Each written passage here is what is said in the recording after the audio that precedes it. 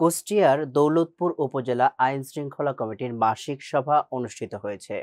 বুধবার বিকেল ৩টার দিকে উপজেলা পরিষদের সভাকক্ষে উপজেলা প্রশাসনের আয়োজনে এ সভা অনুষ্ঠিত হয়। উপজেলার আইন শৃঙ্খলা রক্ষার লক্ষ্যে আয়োজিত এ সভায় বিভিন্ন গুরুত্বপূর্ণ বিষয় নিয়ে আলোচনা করা হয়। সন্ত্রাসী, চাঁদাবাজি, অস্ত্র কারবারি, ছিনতাইকারী, মাদক ব্যবসায়ী ও সেবাদানকারীদের বিষয়ে কঠোর পদক্ষেপ গ্রহণ, রেজিস্ট্রি অফিসের দুর্নীতি রোধ, আসন্ন ঈদকে সামনে রেখে বিভিন্ন গরুর হাটে জাল টাকা শনাক্তের বুথ স্থাপন, মাদক নিয়ন্ত্রণ বিষয়ে বিশেষ গুরুত্ব দেয়া সহ আইন শৃঙ্খলা রক্ষাকারী বাহিনীর উপজেলা প্রশাসককে এসব বিষয়ে কঠোর পদক্ষেপ নেয়ার আহ্বান জানানো হয়। উপজেলা নির্বাহী অফিসার মোহাম্মদ আব্দুল হাই সিদ্দিকীর সভাপতিত্বে সভায় উপস্থিত ছিলেন দৌলতপুর সেনা ক্যাম্প কমান্ডার ক্যাপ্টেন লামিয়ানুল, দৌলতপুর থানার অফিসার্স ইনচার্জ মোহাম্মদ নাজমুল হুদা, উপজেলা কৃষি কর্মকর্তা মোহাম্মদ নুরুল ইসলাম, উপজেলা প্রকৌশলী মোহাম্মদ আশরাফুল ইসলাম, সমাজসেবা কর্মকর্তা মোহাম্মদ তৌফিকুর রহমান, আইন শৃঙ্খলা বাহিনীর সদস্য, প্রিন্ট ও ইলেকট্রিক মিডিয়ার সাংবাদিক সহ উপজেলার বিভিন্ন দপ্তরের প্রতিনিধিরা উপস্থিত ছিলেন।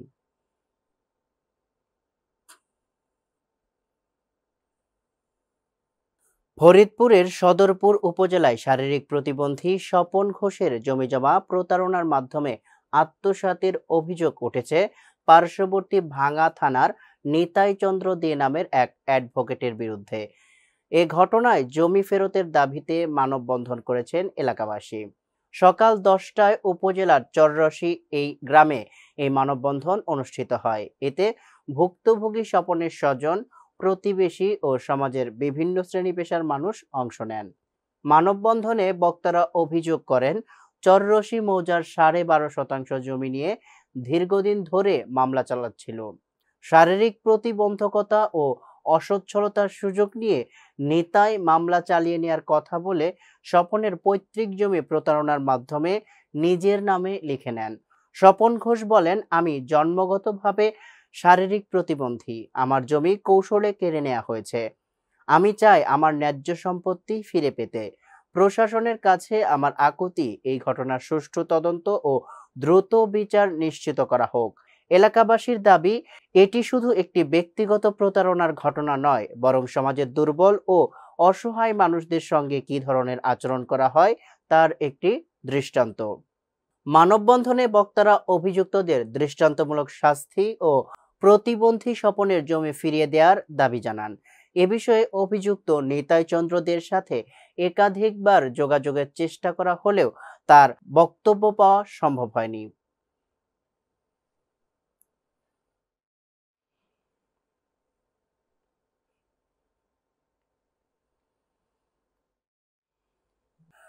ঠাকুরগাঁও জেলার প্রান্তিক ক্ষুদ্র নৃগোষ্ঠী সম্প্রদায়ের আইনি সহায়তা সহজলভ্য করার লক্ষ্যে কর্মশালা অনুষ্ঠিত হয়েছে।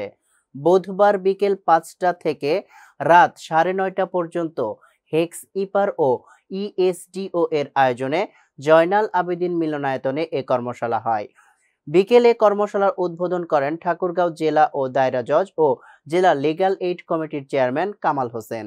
পরে কর্মশালায় বক্তব্য দেন পৌরসভার প্রশাসক ও উপপরিচালক সরদার মোস্তফা শাহিন, জেলা ও দায়রা জজ ও জেলা লিগ্যাল এইড কমিটির চেয়ারম্যান জামাল হোসেন, অতিরিক্ত জেলা ও দায়রা জজ Samaresh Shil, chief judicial magistrate Jalal Uddin, ESDO এর প্রতিষ্ঠাতা নির্বাহী পরিচালক doctor Mohammad Shahid Uzzaman, police super Jahidul Islam, জেলা ও দায়রা জজ আদালতের public prosecutor Abdul Halim, GP advocate Sarwar Hossain, জেলা আইনজীবী সমিতির সভাপতি অ্যাডভোকেট জয়নাল আবেদিন, সাধারণ সম্পাদক advocate Makdum Sabbir Mridul, Bangladesh rights and entertainment হেক্স ইপার এর টেকনিক্যাল অফিসার পাপন কুমার সরকার প্রমুখ।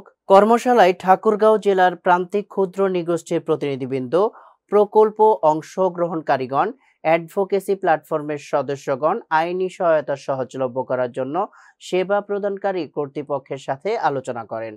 সেই সাথে বক্তারা প্রান্তিক জনগোষ্ঠীর জন্য ন্যায় বিচারের প্রবেশাধিকার, সরকারি আইন সহায়তা সেবার পরিধি এবং স্থানীয় পর্যায়ে সহযোগিতামূলক কর্মপরিকল্পনা গ্রহণের উপর আলোচনাও করেন।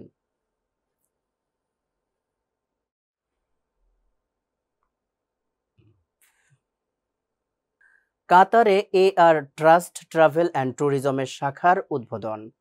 কর্মসংস্থান সৃষ্টি ও দেশকে প্রবাসে তুলে ধরার প্রত্যয়ে কাতারের রাজধানী বাণিজ্যিক এলাকা নাজমার সুখ হাজারের সামনে বাংলাদেশি মালিকানাধীন AR trust travel and tourism এর যাত্রা শুরু হয়েছে। সহকর্মী মোশাররফ হোসেন জনি জানান, দুই তরুণ উদ্যোক্তা সালেহ আহমেদ ও ইউনুস হোসেন রাজীবকে সাথে নিয়ে ফিতা কেটে শুভ উদ্বোধন করেন কাতারে নিযুক্ত বাংলাদেশের রাষ্ট্রদূত মোহাম্মদ নজরুল ইসলাম।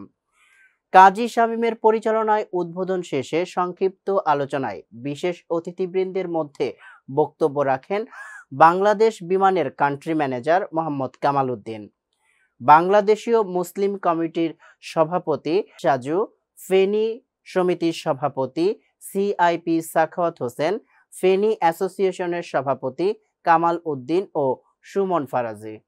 রাষ্ট্রদূত বলেন, চমৎকার দৃষ্টিনন্দন ডেকোরেশন সহ আন্তর্জাতিক মানের একটি প্রতিষ্ঠান গড়ায় দুই উদ্যোক্তাকে স্বাগত জানান।